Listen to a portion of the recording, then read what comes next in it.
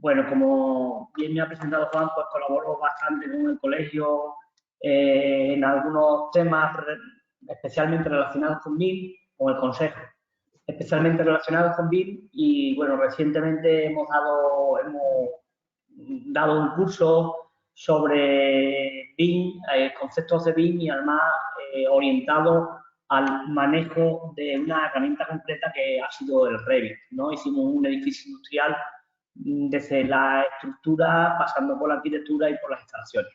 Bueno, como digo, voy a hacer una breve introducción, aunque realmente lo interesante no es lo que yo voy a decir, sino lo que va a contar Juan, pero sí que vamos a ponerlo, digamos que voy a centrar la pelota, ¿vale? Metafóricamente hablando sería así. Voy a poner en concepto todo lo que vamos a ver después y vamos a dar unas nociones muy básicas, ya que, bueno, seguramente la mayoría de nosotros pues tengamos ya bastantes conocimientos de todas las cosas que voy a decir, pero permitidme que las recuerde muy brevemente. Bien. Sin ánimo de ser pesado y de una manera muy rápida, dar unas nociones basiquísimas, recordar qué es BIM en sus acepciones más amplias y en este sentido hay que decir que BIM es una metodología de construcción que integra por una parte tecnologías, pues ya sean un programa informático o equipos informáticos especializados, por ejemplo, bueno, desde ordenadores hasta tablet o hasta escáneres láser o cualquier toma de medida masiva de nubes de puntos y cualquier cosa de estas que queramos, junto con los programas informáticos, conforman las tecnologías, que es una de las partes de esta metodología BIM. Otra de las partes son los procedimientos, las normas que tenemos que seguir para desarrollar nuestros modelos BIM y los protocolos internos que tenga nuestra organización en nuestro trabajo para desarrollar estos mismos modelos. Y la tercera pata de estas tres partes que venimos a denominar ecosistema BIM, pues somos nosotros, somos las personas, cada uno con nuestros roles dentro de cada uno de los proyectos. Para que haya un buen funcionamiento en un trabajo desarrollado a través de la metodología BIM, pues tiene que estar todas estas tres patas perfectamente integradas y perfectamente engrasadas entre sí para que toda la información fluya, porque en realidad BIM es, lo más importante del BIM es la I de información. Llamamos a estos tres engranajes, a estas tres patas del banco, ecosistema BIM, ¿verdad? Porque realmente es lo que conforma toda esta metodología BIM. Bueno, BIM en general, un modelo BIM y por tanto un proyecto BIM no es más que una base de datos del edificio o de la obra lineal que estemos realizando, ¿vale? Dependiendo de, no solamente vale para edificios, sino que también vale para obras lineales, carreteras, ferrocarriles, etc. Bueno, como digo, es una base de datos. A pesar de que lo que vemos y lo que más nos llama la atención del modelo BIM es el dibujito, pues esto alguna gente le llama Hollywood BIM, otra gente le llama el BIM folclórico, ¿verdad? He escuchado de muchas maneras diferentes, divertidas, pero realmente lo interesante es que lo que tenemos es una gran base de datos organizada de la manera más fácil posible, que es precisamente el dibujo que podemos ver. Pero lo interesante no es el dibujo en sí, no siempre es el dibujo en sí, sino que la mayoría de las veces suele ser la base de datos que está, digamos, que está subyacente en este dibujo, ¿no? En este modelo. Y esta base de datos yo la voy a aprovechar, la vamos a poder aprovechar en todo el ciclo completo del activo que represente, desde que se diseña hasta que se desactiva el activo, 50 o 100 años después, ¿vale? Yo todavía no he hecho nada en relación a desmontar algo hecho con BIM, pero bueno, es quizás lo que falte, ¿eh? Por tanto, todo esto además tiene que realizarse dentro de un proceso estandarizado de diseño, como decíamos antes, no de cualquier manera, sino de una determinada y única manera que esté bien definido. De esta manera, si está todo bien organizado, podremos aprovechar toda esta información tanto para la construcción del activo como para la operación y el mantenimiento de esto.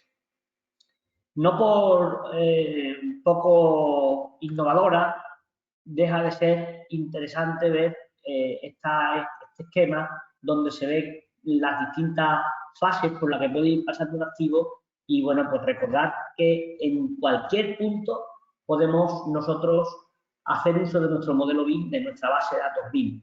Obviamente será mucho más interesante si desde los momentos iniciales, desde la programación de la obra, ¿vale?, tenemos el modelo BIM y empezamos a trabajar nativamente en los datos de este edificio dentro de un entorno BIM.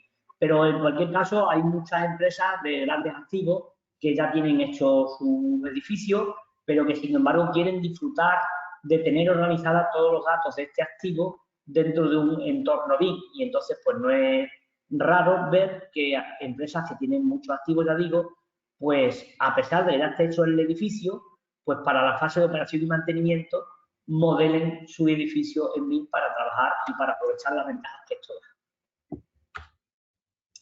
Bueno, BIM va a suponer también una redistribución de tiempos a la hora de hacer nosotros nuestro proyecto, ¿vale? En definitiva, a nosotros nos va a interesar hacer un proyecto en BIM si lo cogemos a tiempo y, por tanto, el BIM nos va a afectar también a la hora de redistribuir los tiempos, de repartir el tiempo que nosotros le tenemos que dedicar a ese proyecto de ejecución del activo que sea. Ahora lo vamos a ver cómo, según la curva de Maslany, que es un australiano que hizo una curva que también es muy famosa, pero no, que tampoco me resigno a dejar de poner precisamente porque es muy, si está famosa es porque es muy buena.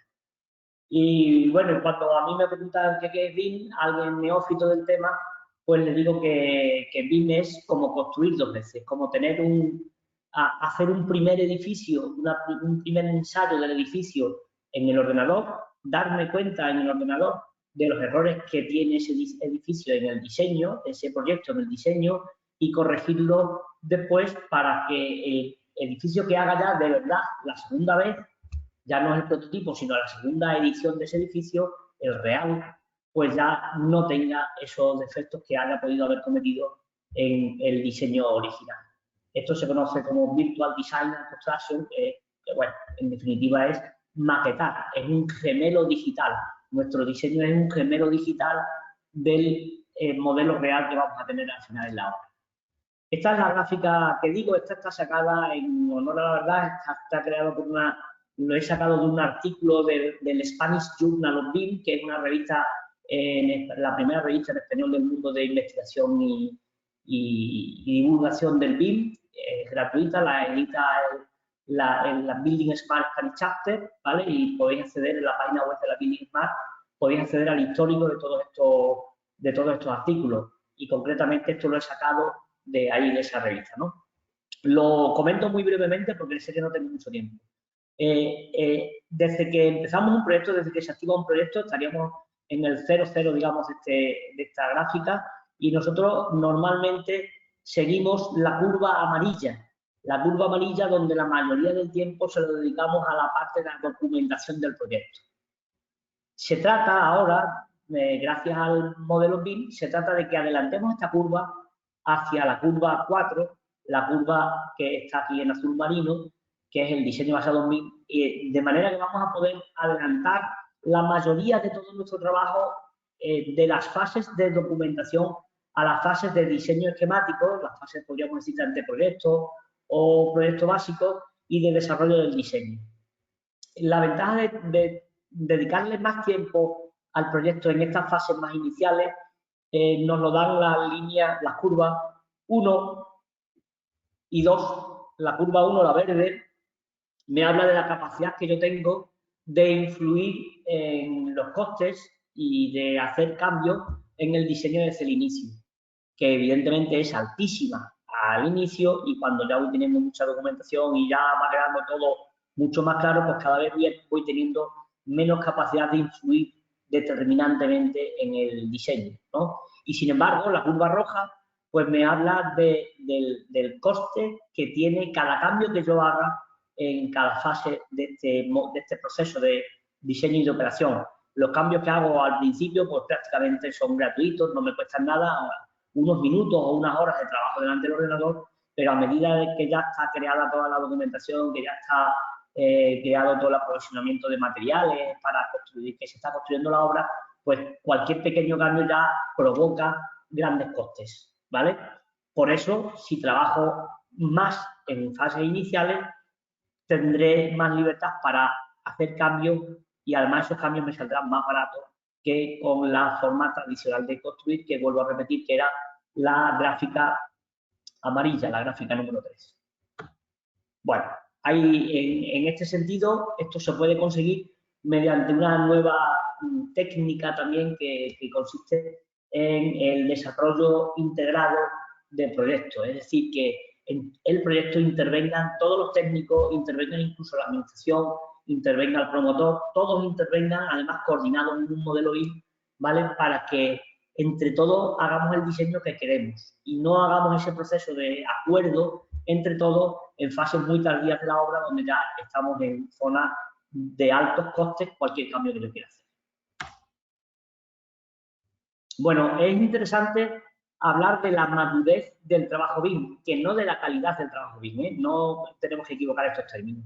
La madurez del trabajo BIM, pues hay también una imagen muy famosa, que es esta, ¿vale? La podéis encontrar en internet en cualquier sitio, donde se enseña más o menos pues cómo es el proceso evolutivo de nuestro trabajo del CAD al BIM, ¿vale? Al principio pues tenemos CAD, donde lo que tenemos es una representación de lo que queremos hacer, con líneas, con curvas, con textos, con notas, con cosas de estas, ¿no? Luego empezamos a trabajar con modelos BIM y estamos en una fase 1, fase en la que la mayoría de nosotros estamos todavía, donde coexisten algunos trabajos de algunas especialidades hechas en 2D, otros trabajos hechos en 3D y bueno, intentamos que confluyan lo máximo posible, tendemos a las 3D, pero ciertamente no podemos impedir que mucha de la información venga en 2D y en consecuencia no es que sea un problema en sí el que esté en 2D, en consecuencia el problema está en que esto no permite una completa coordinación entre todos los agentes de la obra, que es a lo que se llega bueno, pues en la fase 2 del BIM, la fase 2 del BIM, donde ya cada uno, todo se trabaja en entorno BIM, todo se hace a través del gemelo digital y cada agente tiene su parte y tiene su modo de ver, de trabajar y de influir en el modelo BIM. Esta es una fase, desde luego, muy deseable y se supone que llegaremos más pronto que tarde a la fase 3, donde ya vamos a trabajar con todo integrado en este gemelo digital, nativamente desde el principio hasta el final, y lo haremos mediante normativas que ya existen en Europa, que son muchas veces copias de la normativa inglesa o si no copias, por lo menos casi copias, ¿no? Muy atendiendo mucho a la normativa inglesa, normativas americanas, etc. Esta es una manera de expresar las cosas que quizás no se entienda tan bien como esta otra imagen que dice lo mismo, pero que quizás nos sirva para comprender un poco mejor este proceso evolutivo. En un nivel 0 yo estoy con mi CAD, cada uno tiene su ordenador, cada uno saca sus planos y al final se grapan todos los planos y ese es el proyecto. Eso es una baja colaboración, ¿vale? Normalmente siempre vamos a encontrarnos con muchas interferencias de distintas instalaciones entre sí o de distintas disciplinas entre sí, la arquitectura, las instalaciones, las estructuras, etc. En una primera fase, de un nivel 1, pues tenemos una colaboración parcial donde yo ya intercambio ficheros y meto ficheros 2D, 3D y bueno, pues trabajo con mi compañero. No trabajo añadiendo cosas a las que hace mi compañero, sino que trabajo conjuntamente con mi compañero. Mucho más avanzado se puede considerar el nivel 2, donde ya cada uno cada agente del proyecto, no solamente mi compañero, cada agente del proyecto colabora en el modelo, en este trabajo integrado, en esta entrega integrada del proyecto que hablábamos antes. Todo el mundo va a trabajar contra este gemelo digital y, por tanto, evidentemente vamos a tener una representación muy fidedigna de lo que después será la obra. Y bueno, y el nivel 3, pues de momento todavía hay que decir que es que difícilmente se llega, no voy a decir que nunca, pero que difícilmente se llega, que a estos niveles de madurez las empresas normales no llegan muchas veces, ¿no? No llegan la mayoría de las veces, pero bueno, que supone realmente una integración absoluta, ¿vale? Es lo mismo, son dos imágenes que grafican lo mismo, pero de dos maneras diferentes. Aquí nos centramos en lo que es el concepto de colaboración con mi compañero y en la primera diapositiva nos hemos centrado, de mi compañero, no, de los demás agentes, y en la primera diapositiva nos hemos centrado más en la tecnología que vamos usando. Bueno, ¿para qué vale el BIM? Muy básicamente, esto ya también lo hemos visto todos, pero bueno, ¿para qué vale el BIM? Pues mira, vale en principio para generar modelos 3D mediante el uso de programas específicos y diferentes tecnologías. Bueno, como nubes de puntos, láser escáner, radares, etcétera, etcétera. También vale para planificar la obra y esto es interesantísimo porque una buena planificación de la obra ya sabemos que va a redundar evidentemente en un ahorro de costes y de tiempo, en definitiva. También vale para cuantificar el coste de la obra. Podemos hacer una vinculación entre los distintos elementos constructivos que tengamos modelados en el gemelo digital y las distintas partidas que tengamos en el banco de precios que estemos usando. Las 6D son la sostenibilidad. Yo puedo también aportarle a nuestros elementos constructivos parámetros termodinámicos, parámetros de transmitancia y cosas de estas, para deducir antes de que esté construido cómo se va a comportar mi edificio energéticamente hablando. Es como una simulación energética, ¿no?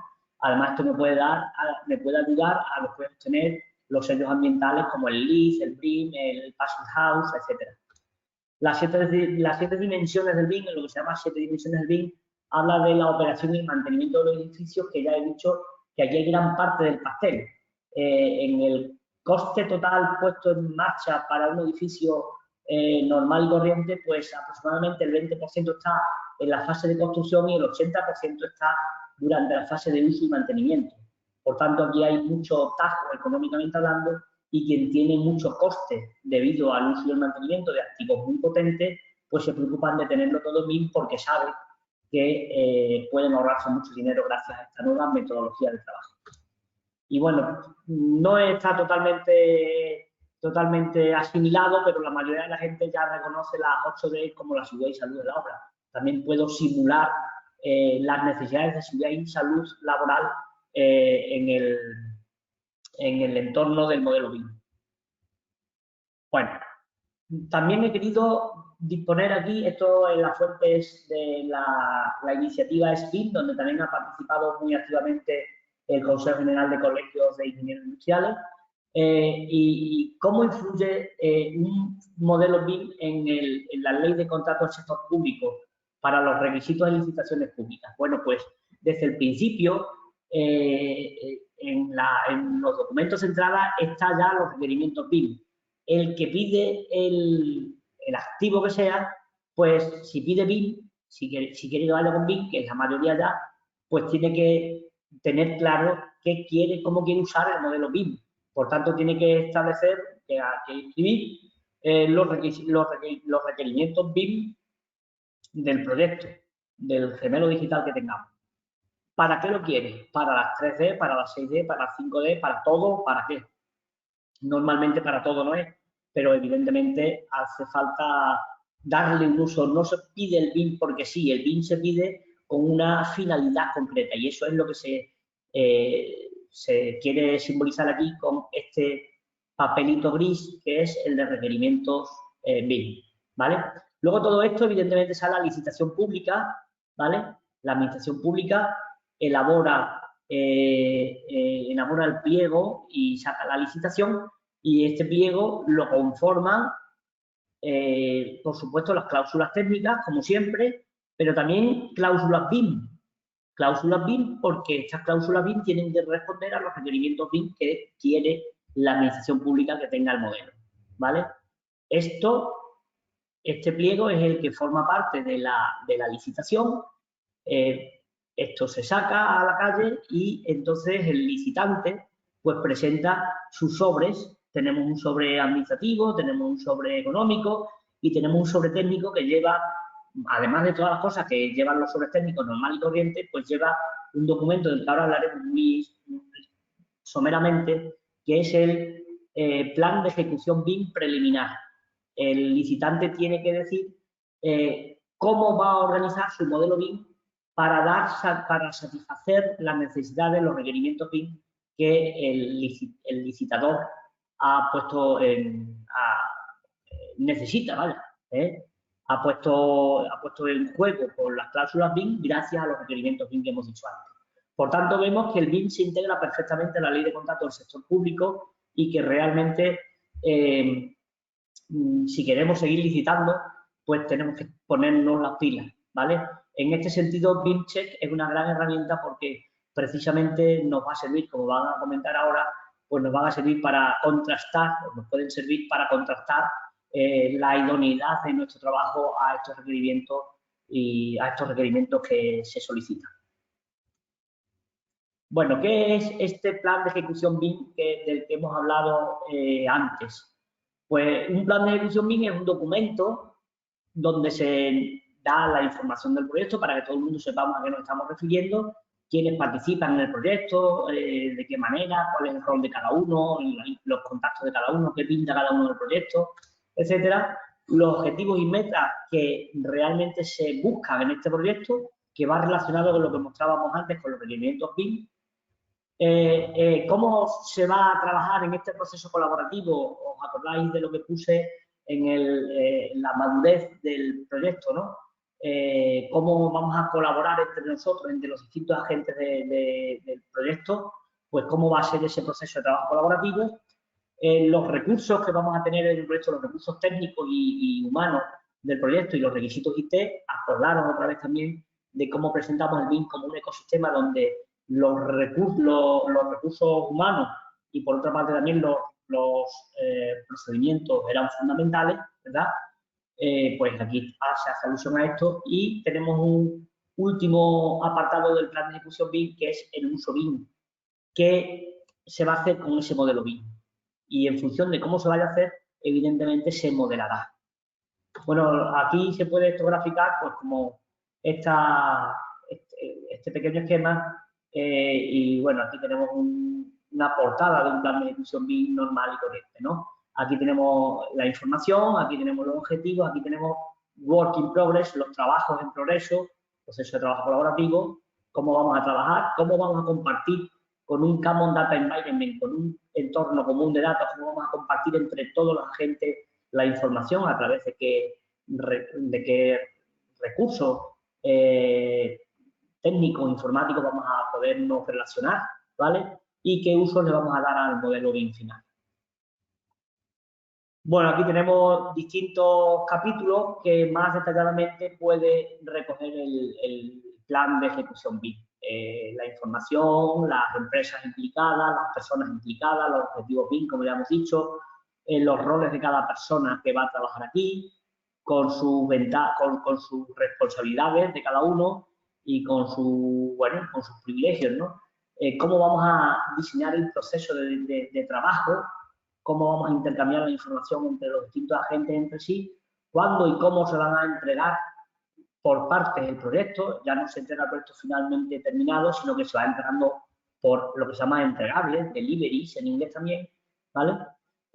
Pues cuándo se van a entregar y qué tienen que contener esos entregables, cómo va a estar estructurado todo, y qué control de calidad se va a hacer a lo que cada uno haga y sobre todo a lo que entre todos entreguemos, quién lo va a controlar y cómo, qué control de calidad va a hacerle, cómo se va a trabajar con estos procesos colaborativos. Todo esto lleva el orden que habéis visto en la diapositiva anterior, pero bueno. Y además todo esto tiene que responder a un contrato donde evidentemente, a contratos donde evidentemente todo esto se ponga y quede una trazabilidad total de todas estas cosas que estamos poniendo, ¿vale? Bueno, ¿cómo hacemos un plan de ejecución BIM? Pues tenemos, por ejemplo, aquí la muy famosa, celebérrima, BIM Protocol Project BIM Execution Plan, del AEQ, que es Arquitectura, Ingeniería y Construcción del Reino Unido.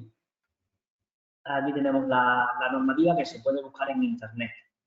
Supongo que me lo pediréis esta diapositiva, lo pasaré, por supuesto, para que el que sea pues la pueda solicitar y se le entregue. Y también tenemos en España la guía de elaboración del plan de ejecución BIM, también hecho por la iniciativa SBIM del Ministerio de Fomento, ¿vale? También se puede encontrar gratuitamente en Internet. Aquí la información, mucha información es gratuita. Bueno, ahora que está tan de moda Pensilvania, no puedo dejar de acordarme del SIC de Pensilvania, que realmente es el primer documento público donde ciertamente se hacía, desde la Universidad de Pensilvania, donde ciertamente se hacía alusión expresa a cómo hacer un BIM Execution Plan, un plan de ejecución BIM. Y un concepto también fundamental en el tema de un modelo BIM, el level of development o el level of detail, nivel de desarrollo, nivel de detalle de un modelo. Hemos estado hablando de entregables. Normalmente el entregable no es que te entrego la estructura terminada y ya me olvido de la estructura y ahora te entrego la arquitectura terminada y ya me olvido de la arquitectura, sino que más bien es que todo se va haciendo, desarrollando desde el principio, poco a poco, con más o menos nivel de detalle. Siempre cuento que esto es como si nos dieran un prisma de granito y tuviéramos que hacer una escultura, ¿no? Pues entonces empezaría esculpiendo y alguien, cuando pasara por mi lado, al cabo de las 2 horas diría que lo que estoy haciendo es el busto de una persona, sería un nivel de detalle determinado, después podría seguir esculpiendo más en detalle y alguien podría adivinar al cabo de ciertas horas que el busto de esa persona, que la persona de la cual estoy haciendo el busto, pues una mujer, por ejemplo, luego puedo seguir esculpiendo más detalles y llegaré a la conclusión de que la señora que estoy esculpiendo pues tiene el pelo largo, o que tiene la nariz chata, o que tiene la nariz picuda, o que tiene como lo que sea, cualquier rasgo, ¿no? Hasta todo el nivel de detalle que quiera, hasta todo el nivel de detalle, no que quiera, sino que haga falta. Pasar de niveles de detalle de un nivel de detalle a otro supone muchas más horas de trabajo. Entonces, realmente, y esas hay que pagarlas, y tenemos todos que ser conscientes de que hay que pagarlas. Que si hacen falta, se modelan y se echan, pero evidentemente hay que pagarlas. Entonces, tenemos que ver dentro de esos requerimientos BIM si realmente requiero, necesito, o el promotor necesita todo ese nivel de detalle para darle el uso al modelo BIM, al proyecto que estamos haciendo, para darle a ese nivel de detalle al proyecto que estoy haciendo. ¿De verdad te hace falta ese nivel de detalle? Vamos a ver cómo se miden esos niveles de detalle y más o menos qué significan. Todo esto según el BIM Forum, que bueno, que es un organismo también americano, donde esto es de la Asociación Americana de Arquitectos, me parece que es, quiero recordar que es, pero bueno, esto ya se ha quedado así y esto digamos que se asume por todo el mundo y es lo que entiende todo el mundo normal, ¿no? Un log 100, cuando tenemos algo modelado en log 100, no son representaciones geométricas, realmente no me puedo fiar de lo que hay dibujado ahí, son simplemente información ahí puesta referente a lo que yo voy a modelar, pero realmente no representa fidedignamente a lo que voy a modelar. Incluso valdrían símbolos 2D o detalles 2D o cualquier información que pudiera subir a este modelo sin que, vuelvo a repetir, sin que el diseño responda fidedignamente a la geometría que quiero responder. Y, por supuesto, los datos, recordad que el BIM es una base de datos, pues, por supuesto, los datos tampoco son absolutamente definitivos ni nada, ¿vale? Cualquier información derivada de los elementos de los 100 debe ser considerada aproximada. Bueno, pues yo voy a hacer ahí un prisma rectangular, un paralelepípedo, y diré que ahí hay un pilar. Yo no sé si el pilar es metálico, es hormigón, no tiene ningún dato metido dentro a lo mejor, no se sabe exactamente la altura que es, las dimensiones son aproximadas, el cálculo de la estructura no está hecha, pero más o menos tengo pensado poner ahí un pilar. En los 200, pues ya evidentemente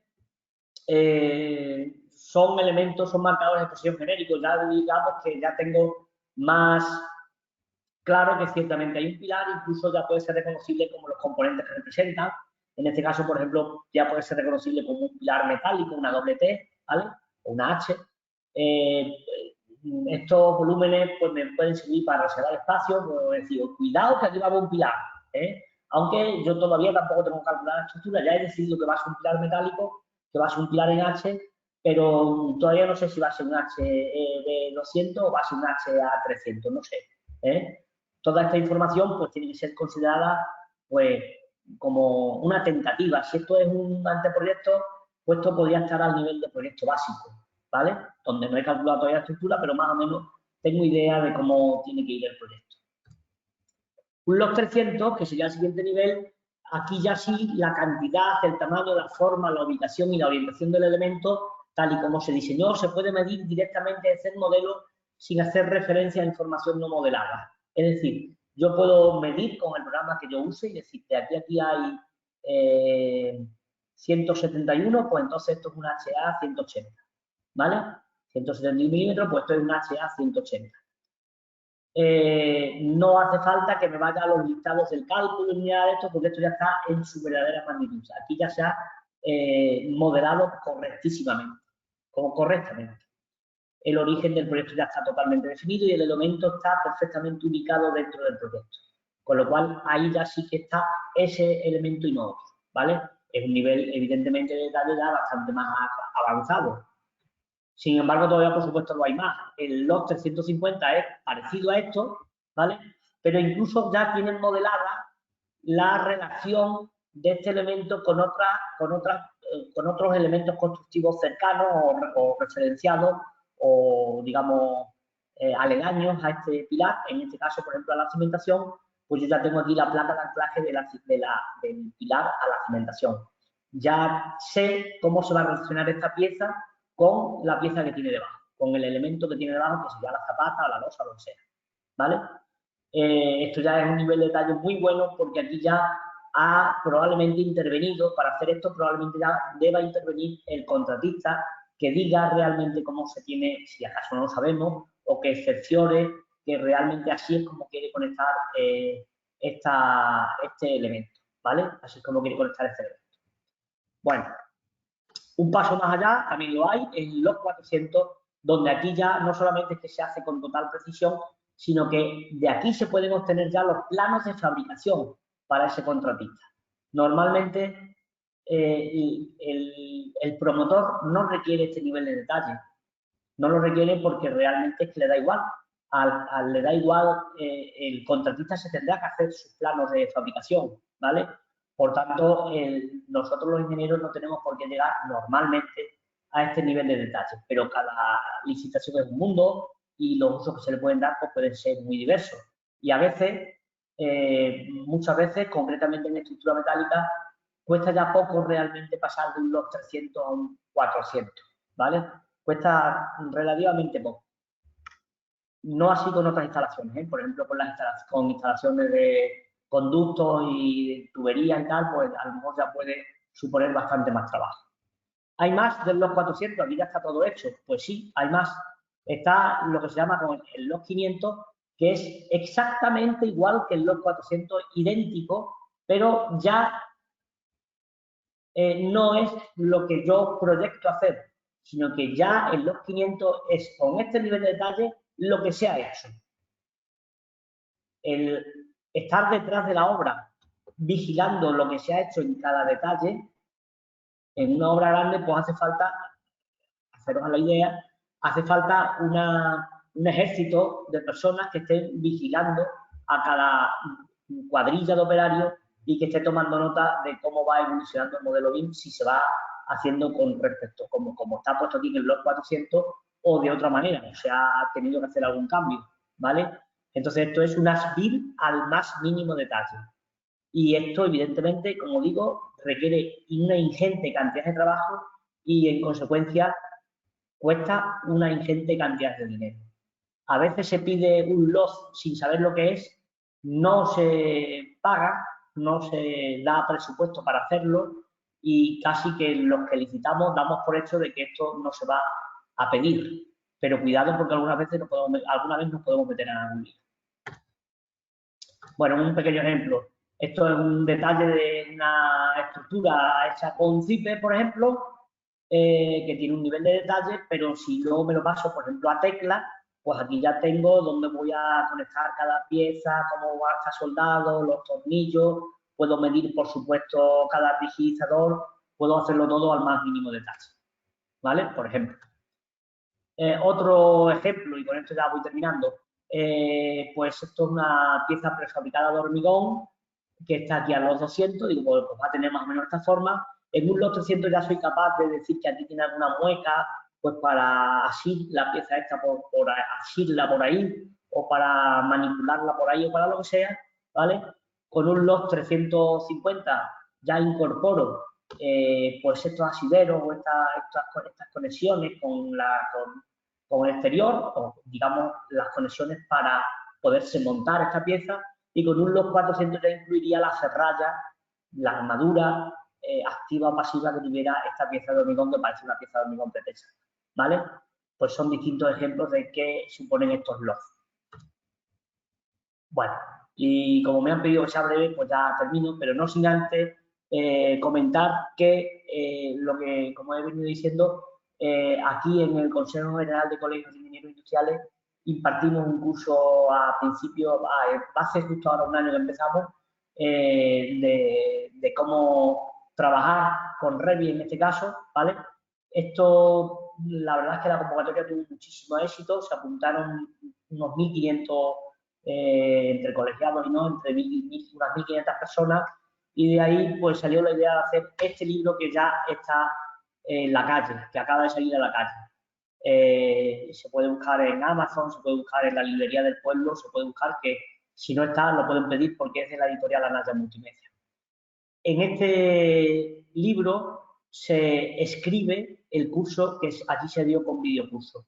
Videocurso que, por cierto, todavía, si alguien lo prefiere, pues lo puede hacer, porque lo puede contratar, porque lo sigue ofreciendo el Consejo General, ya no gratuito, pero sí que sigue estando a la venta. Entonces, nada, os animo a que sigáis invirtiendo en BIM, que realmente es el futuro, es el presente y ya es el pasado, pero puede ser que sea vuestro futuro. Muchas gracias. Paso la palabra a Juan Blanco. No sé si ahora me queréis hacer preguntas o preferimos a después, como queráis. Mejor al final. Estupendo. Al final de la presentación dejaremos un espacio para preguntas, que por favor quizás lo mejor sea que se hagan por el chat, por escrito, porque si las hacemos abriendo micrófono puede que no oigamos ninguna de ellas. Entonces, las preguntas las hacemos en el chat. Entonces, después de la presentación de Antonio, voy yo a presentar un poco lo que es el BIM Check, porque de lo que se trata es de todos estos parámetros que pueden ayudarnos a definir el alcance BIM de un proyecto, pues si se pueden medir o no. Y desde el Consejo hemos desarrollado una herramienta que se denomina BIM Check, que es una certificación de proyectos que permite asegurar o valorar 3 parámetros de los proyectos. Por un lado, el nivel de madurez. Esto se hace, lo voy a explicar ahora cómo lo hacemos, y se utiliza la comprobación del BEP para comprobar todo lo que se nos ha contestado en una tabla que voy a señalar ahora. Certificamos el nivel de desarrollo, el Level of Development que comentaba Antonio, y también certificamos la dimensión BIM, las DES, que también explicó Antonio. Para realizar la certificación del nivel de madurez, esto no se mueve. Lo que hacemos es valoramos un cuestionario que se divide en 8 secciones. Cada una está centrada en un aspecto relevante del propio diseño BIM. La primera valoración que hacemos es respecto a los requisitos del cliente. Cualquier proyecto que se haga en BIM parte de unas especificaciones que nos establece el cliente en la denominación inglesa. Esto del BIM es el mundo de las letritas, y aquí el Employer's Information Requirements son los requisitos que nos establece el cliente, que en principio nosotros los utilizamos para valorar el proyecto en conjunto, no lo que es el propio desarrollo que haya hecho la ingeniería, el despacho de arquitectura, la empresa que haya desarrollado ese proyecto, sino el conjunto que engloba requerimientos del cliente más ese proyecto. Entonces, lo que valoramos es cómo el cliente ha definido los requerimientos que tiene en cuanto a BIM de lo que quiere obtener de su proveedor, ¿no? Si le ha establecido requisitos para la información, hitos de entrega, incluso condiciones que debe de cumplir el entorno de trabajo que comentábamos, el CDE, el Common Development Environment, que ya os habréis familiarizado con esta nomenclatura. El siguiente parámetro en el cual nos paramos es en el BEP. Utilizamos como referencia los requisitos básicamente que pone el Ministerio ahora de Transportes en cuanto a cómo debe de ser un BEP, el BIM Execution Plan. Esos requisitos también utilizamos y nos hemos analizado y valorado pues desde la ABS 1192, la ISO UNE 19650 en su parte 2, y lo que valoramos es primero si existe ese BEP o no, si está definida pues la matriz de responsabilidades, si se establecen cómo se va a desarrollar toda la coordinación y optimización, la puesta en marcha del activo, la operación y mantenimiento de ese activo, si está todo contemplado en el desarrollo BIM, o qué partes están contempladas y qué partes no lo están. Y se han establecido todos los parámetros relativos a lo que es el intercambio de información y al trabajo sobre el modelo. Imaginemos lo que hablaba Mané de la escultura, donde van trabajando para ir desarrollando, elevando el nivel de definición de esa escultura. Pues esto del BIM y del CDE es como si esa escultura fuera única y a raíz de cada uno de los trabajos fueran interfiriendo distintas personas en esa misma escultura, y quién entra en cada momento a trabajar sobre ella, cómo puede entrar, qué unidades de obra se dan por buenas y en qué momento, y quién tiene permiso para dar a esa unidad de obra por buena. Todo esto debe de estar definido en el BEP, el cómo se hace, ¿no? Tanto el proyectista como toda la red de subcontratistas, partes interesadas que trabajen en ese proyecto. Después está el tema de los datos. El tercer bloque es el tema de los datos, su verificación y su validación, los formatos que se utilizan, si están reflejadas todas las propiedades en celdas COBIE que permitan su extracción, manipulación, etcétera, etcétera, con ese estándar muy extendido ya, completamente extendido dentro de lo que es la metodología BIM y el formato IFC. También nosotros pedimos que el proyecto se nos entregue en formato IFC para poder operar con él y hacer nuestro trabajo de verificación. El siguiente punto que miramos es el trabajo colaborativo. Cómo se gestiona precisamente este entorno de trabajo colaborativo. Aquí hemos usado también como referencia la norma UNE 19650 en su parte 1, si están perfectamente establecidos y cumplimentados los procesos iterativos pues para la detección y mitigación de interferencias, cómo se controlan estas interferencias, que es una de las grandes herramientas que nos da el hacer un proyecto en BIM, ¿no? La detección de estas interferencias y su corrección en la fase de proyecto evita muchos problemas y muchos costes en la fase de construcción.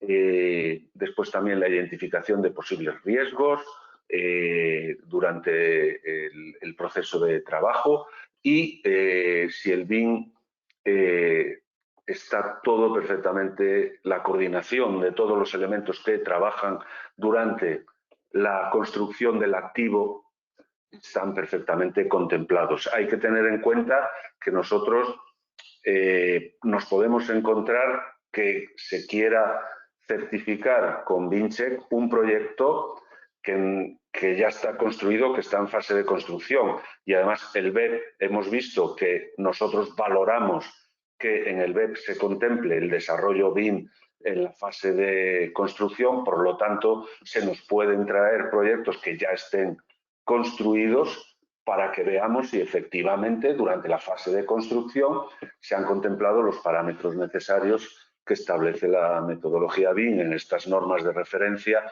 como nivel de dimensión, nivel de desarrollo. El quinto parámetro que nosotros chequeamos es cómo pueden participar las partes interesadas en esa fase de diseño y de trabajo, los modelos federados que se llaman, si están todos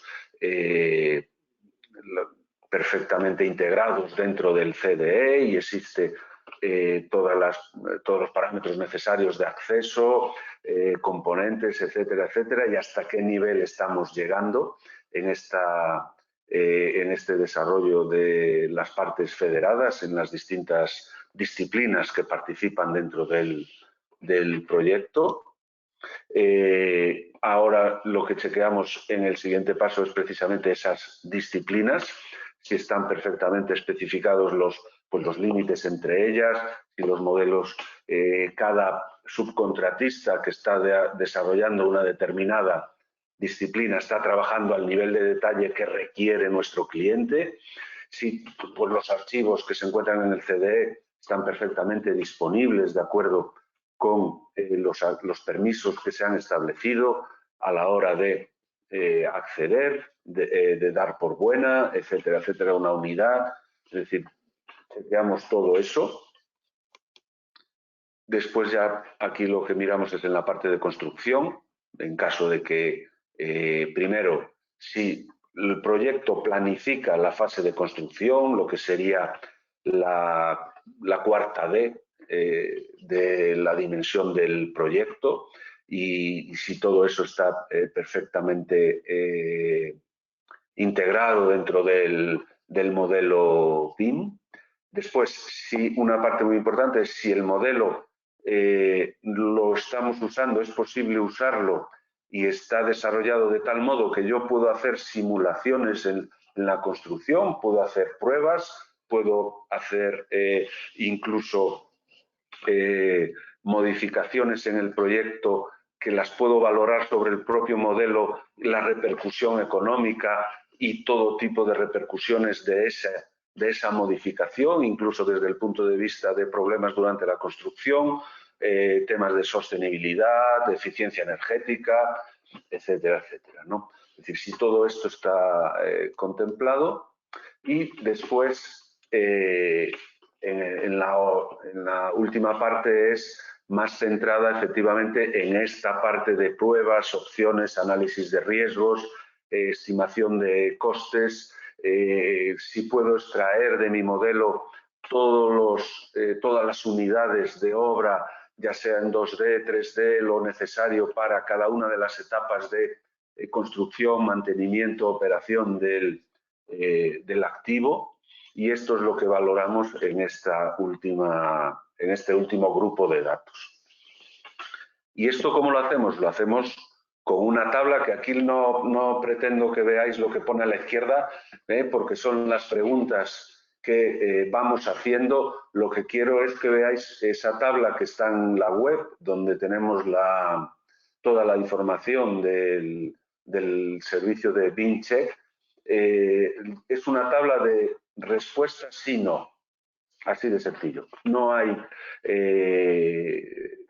no hay que llegar a mayor profundidad. Lo único que esas respuestas, sí, no, se nos entrega el BEP y nosotros tratamos de cotejar esas respuestas con la información que hay en el BEP.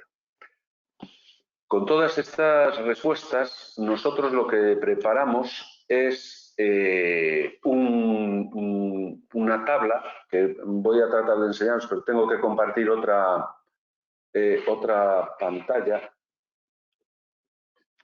que eso, a ver si sé exactamente cómo.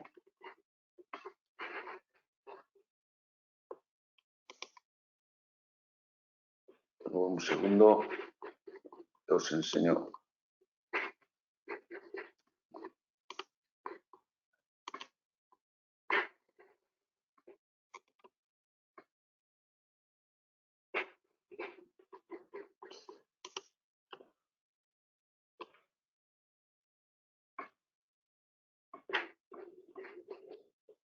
Perdón. Vale, en esta otra pantalla veis que está un diagrama de radar.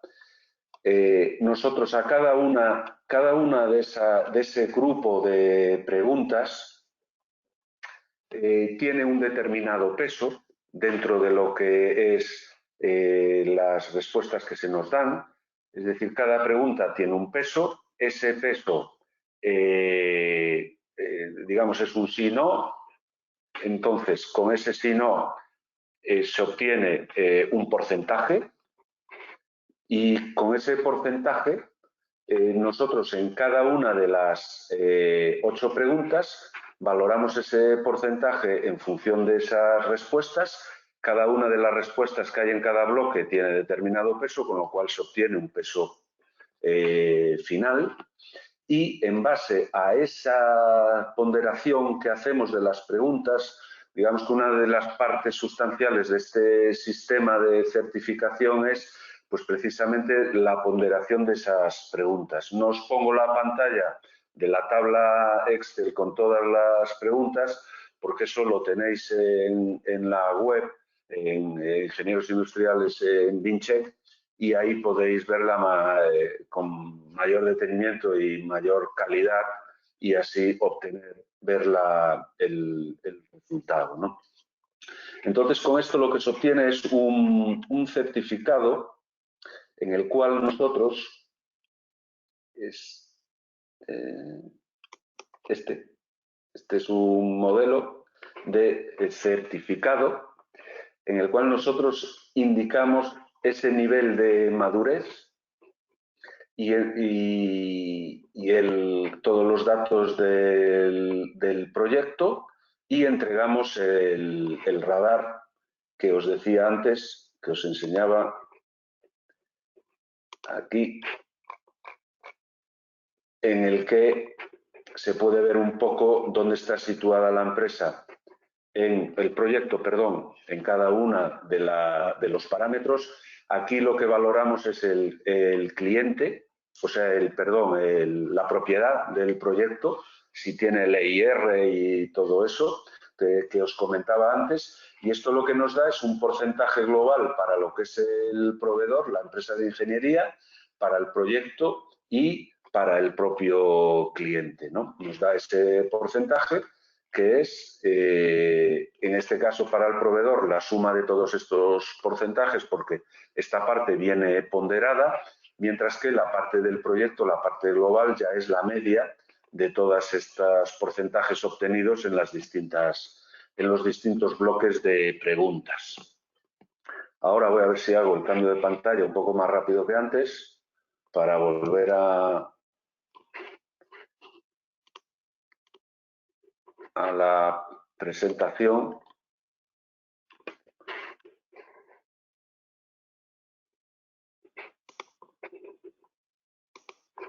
Vale, ya está.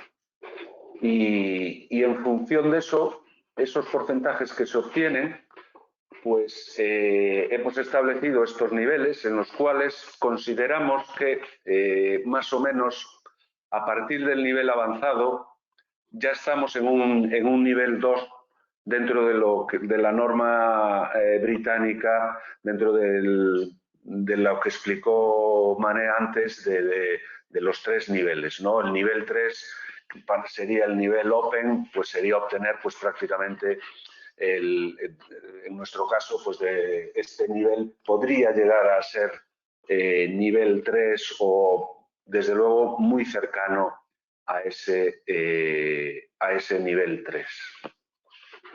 Otro de los parámetros que vemos, que lo ha explicado antes Mané, ese parámetro es el LOD.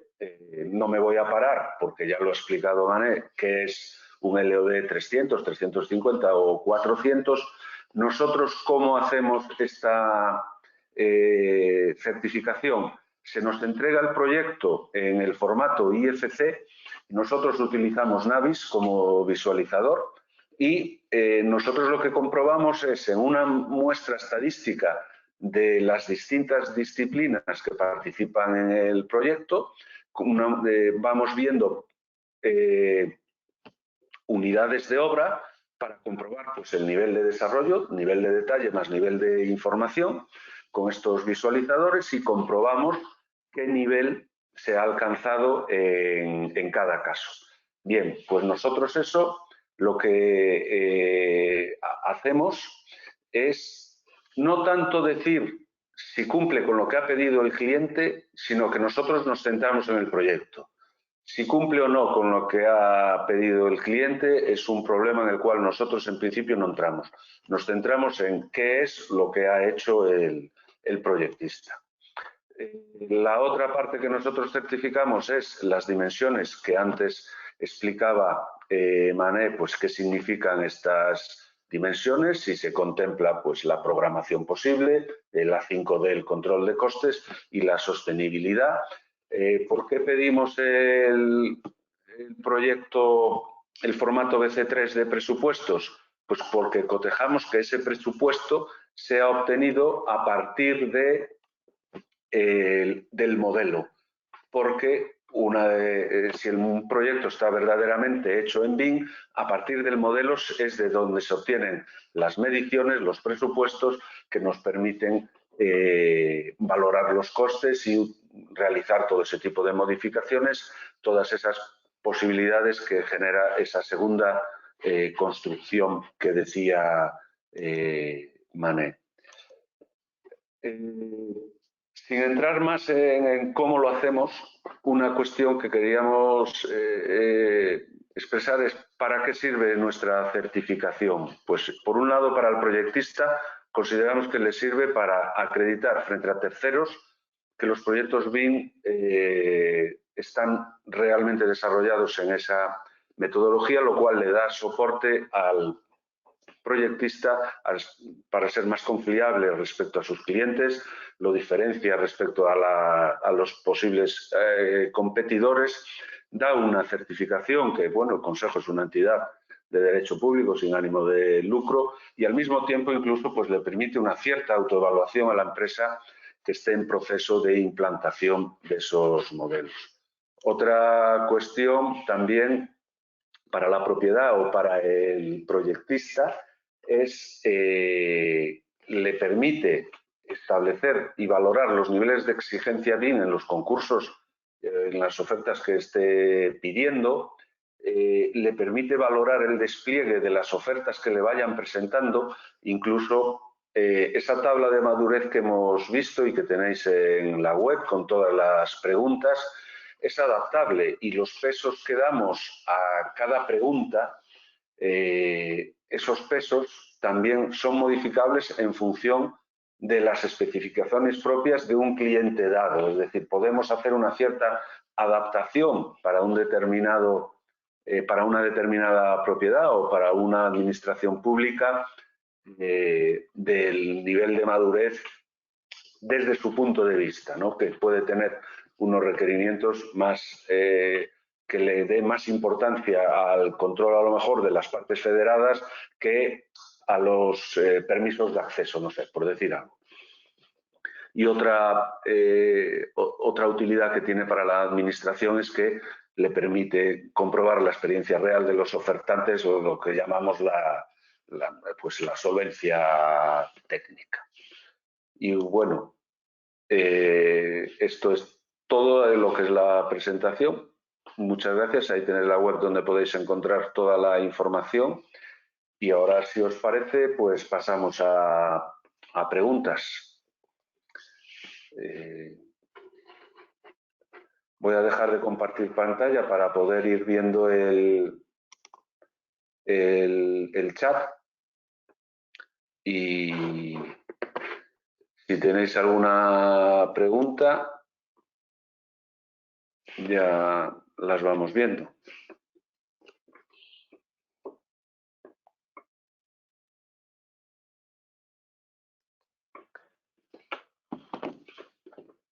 No sé yo si está todo muy claro o no, pero desde luego por ahora no hay preguntas.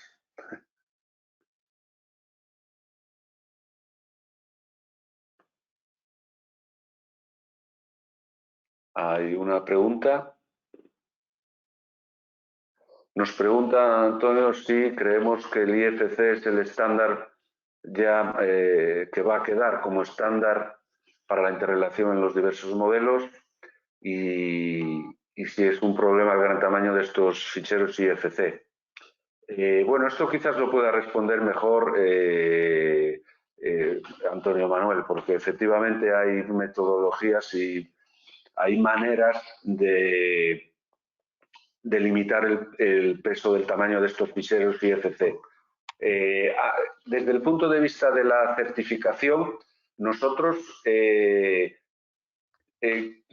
por ejemplo, un ejemplo que pongo siempre es el tema de las luminarias. Si todas las luminarias que se ponen en un proyecto muy grande tienen una definición completa, pues efectivamente esto genera muchísimo peso que puede considerarse incluso pues superfluo. Nosotros lo que hacemos es que aceptamos, por así decirlo, que no estén todas con todas sus propiedades y su COBIE, sino que estén unas cuantas determinadas, que esto sea conocido y con eso nos es suficiente. Pero lo de si es el IFC el estándar que va a quedar, eso se lo dejo a Mané, por favor. Sí, se me oye, ¿no? Evidentemente sí que va a quedar el IFC. El problema que, o sea, si acaso lo que hay que decir es que el IFC 2x3, que es el que está ahora, aunque ya hay otros, el 4, también 4.3, también para infraestructura y tal, el IFC va a ir evolucionando porque el IFC no está preparado actualmente para recoger todo. De hecho, uno de los principales debates, incluso que hemos tenido a la hora de elaborar el BIM-check, es que ciertamente un modelo hecho con cualquier programa que se exporte a IFC, pues inherentemente hay pérdidas de información.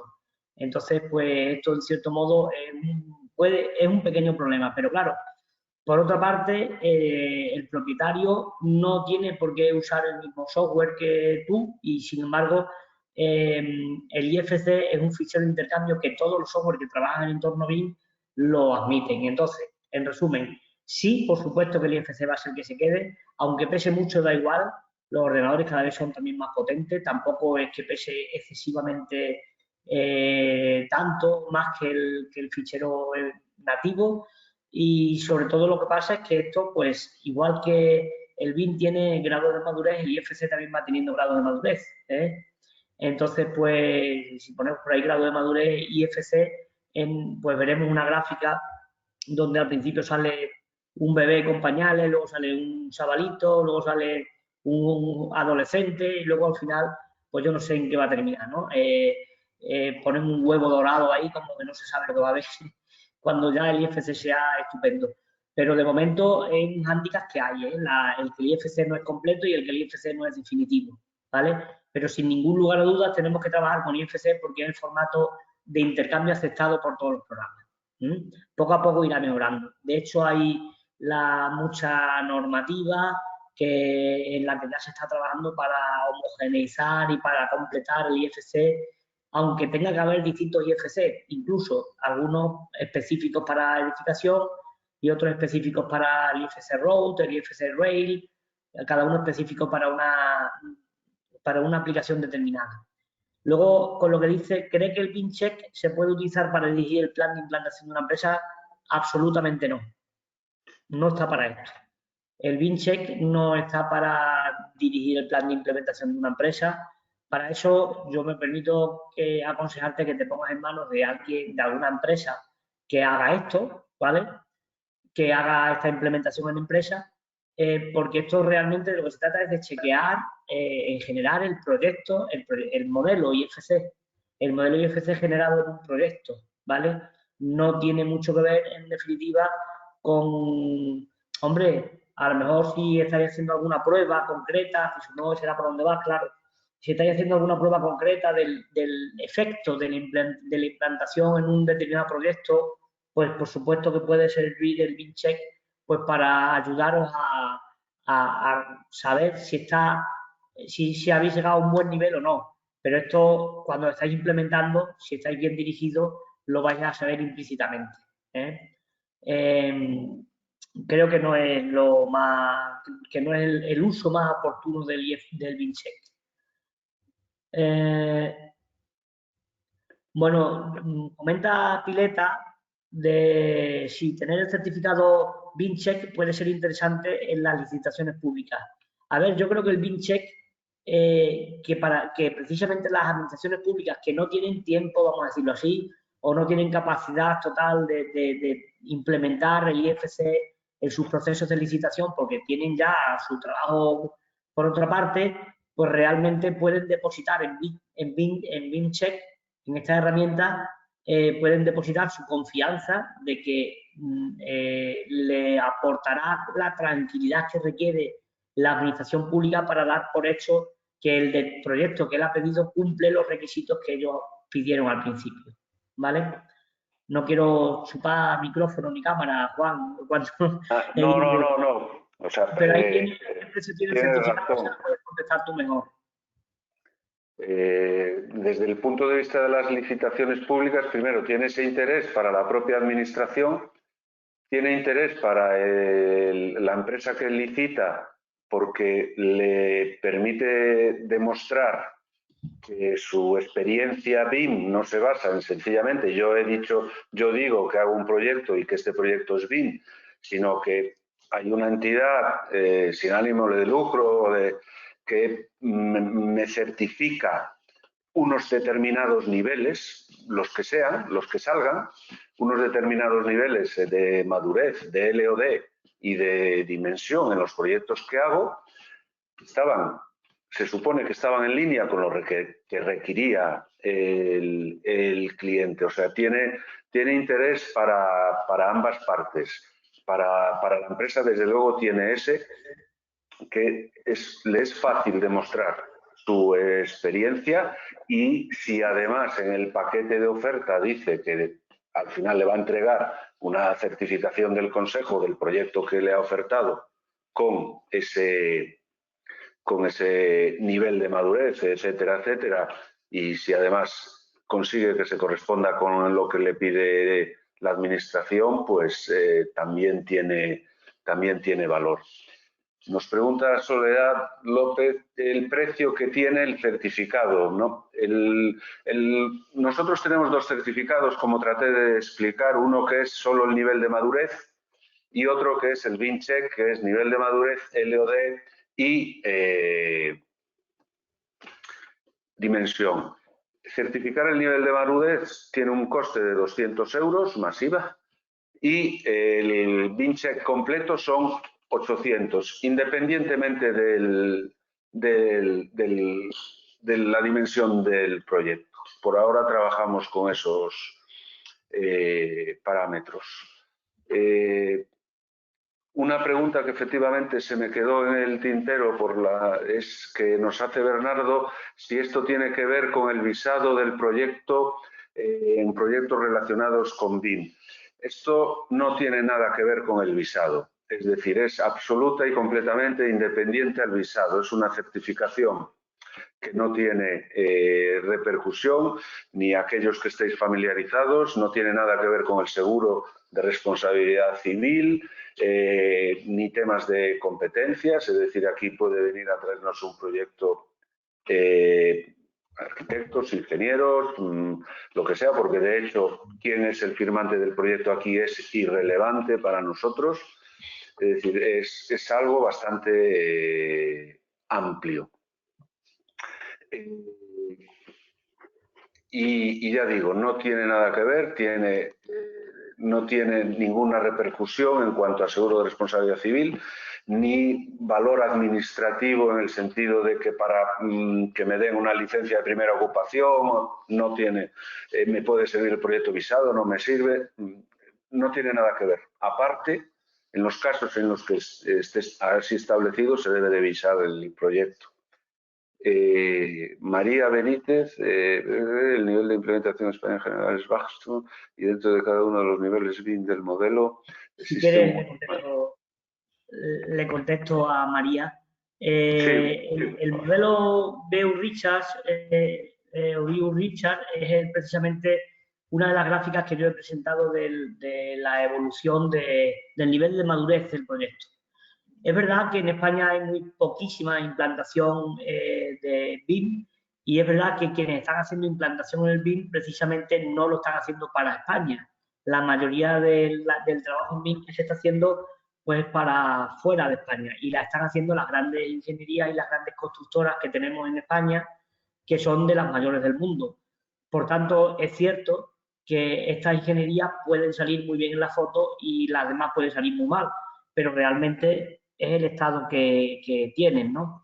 Creemos que el BIM-check tiene suficiente integridad y suficiente objetividad para dar un veredicto coherente y además un veredicto justo, y en tanto que no solamente un número, no es una certificación, sino que, como hemos visto en el diagrama de radar, pues vemos dónde estamos mejor y dónde estamos peor.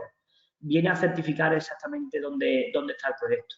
Ciertamente muchas ingenierías quedarían muy mal actualmente porque el nivel de implantación BIM en España está en la fase 1 del modelo BIM-Richards, en la fase 1 más o menos. Y realmente esto está preparado para llegar hasta la fase 3, con lo cual los resultados, pues evidentemente de mucha ingeniería, pues no van a quedar muy bien, ciertamente. Pero si hacemos bien un proyecto, por supuesto que va a quedar bien. De cualquier manera, es mejor tener un certificado diciendo que te has quedado el 50% que no tener ningún certificado, que probablemente ni llegues al 50%. Y de verificar que el modelo ha sido, eso es, que ha sido utilizado por la ingeniería y no diseñado de la forma tradicional y contratado por el modelador. Realmente lo que corregimos es el IFC, y el Employer's Information Requirement y el BIM Execution Plan, o sea, que esta es la documentación con la que partimos.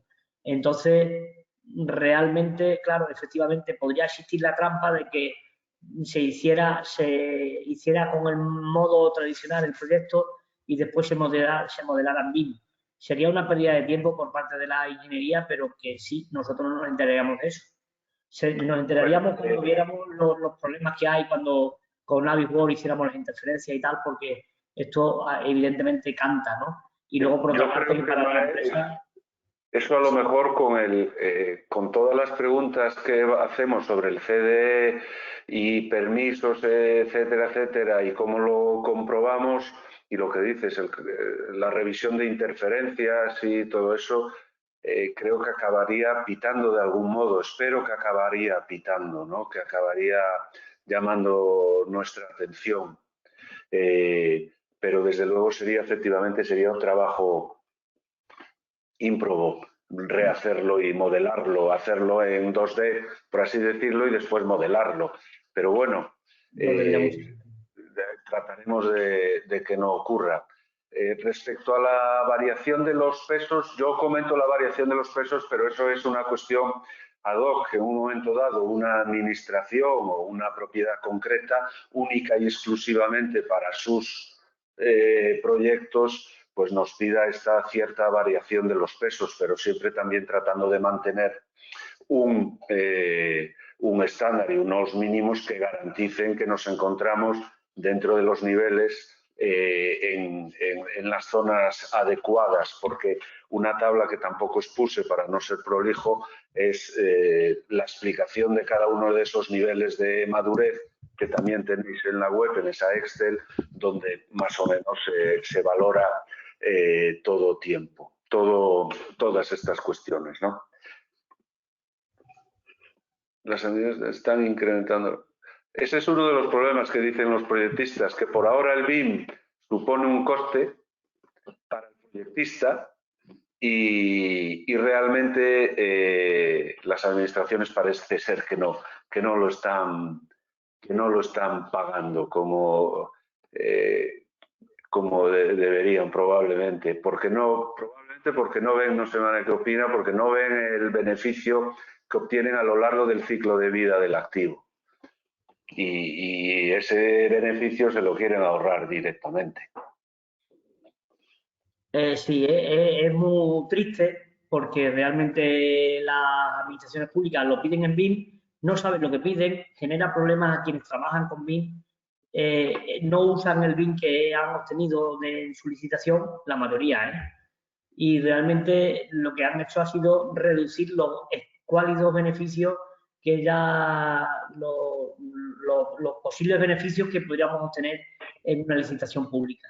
Realmente esto está muy mal, y algunas empresas privadas tampoco lo tienen del todo claro y también piden por pedir, y también estas grandes empresas que comentaba antes María, también los comerciales muchas veces se llevan los proyectos cueste lo que cueste, y si le piden BIM como si le piden BAM, sus ingenieros son muy buenos y ya saldrán de esto, pero realmente muchas veces los precios están demasiado estipados y no contemplan el trabajo que realmente tiene. Esto ha hecho que baje la rentabilidad de nuestros proyectos para nosotros, pero bueno, tenemos que entender que esto es pues una fase por la que tenemos que pasar sí o sí.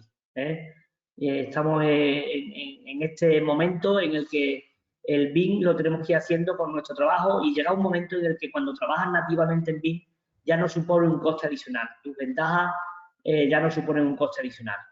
Y bueno, ya vas cogiendo los trucos para zafarte de las exigencias absurdas del Employer's Information Requirement, y bueno, ya te puedes defender. En definitiva, como todo, las cosas se van complicando, pero nosotros vamos saliendo. Tenemos que ser ingeniosos para ir lidiando con estos problemas.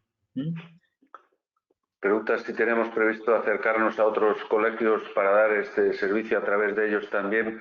Sí, tenemos la esperanza, dado que esto no está ligado a atribuciones ni a cuestiones de este índole, pues ofertar este servicio a través de otros colegios profesionales de otras titulaciones, sí, sin ningún problema, o pueden venir directamente. Eso no hay ningún problema. Comenta Antonio, la evolución del CAS al BIM recuerda a lo que pasó antes del Rotring al CAS, ¿no? Y yo le digo que es más relevante, más importante, más trascendente, en tanto que cuando pasamos del Rotring al CAS lo que cambió fue la tecnología. Y aquí, además de cambiar la tecnología, tienen que cambiar los procedimientos y también tienen que cambiar las personas. También pasó algo por el estilo del Rotring al CAS, pero ciertamente aquí la cosa es bastante más compleja, ¿vale? Bastante más... y sacude bastante más los cimientos de toda oficina técnica. Pero hay que hacerlo. Tenemos dos opciones, hacerlo o dejar que otros lo hagan por nosotros. Bueno, pues yo, si os parece, agradeceros a vosotros la presencia y que hayáis tenido la paciencia de escucharnos. Y bueno, ya visteis, tenemos nuestra web del Consejo, ingeniosindustriales.es BIMcheck. Encontráis ya en la landing page, encontráis un acceso donde tenéis bastante información y tenéis también un formulario para hacernos las preguntas que consideréis oportuno y bueno, trataremos de contestaros lo más rápido y lo mejor posible. Y también agradecer a Antonio Manuel, que siempre está dispuesto a colaborar con este consejo en el ámbito del BIM y de la formación, él y su empresa Odiseos. Y nada, muchas gracias a todos y buenas noches. Gracias. Hasta luego.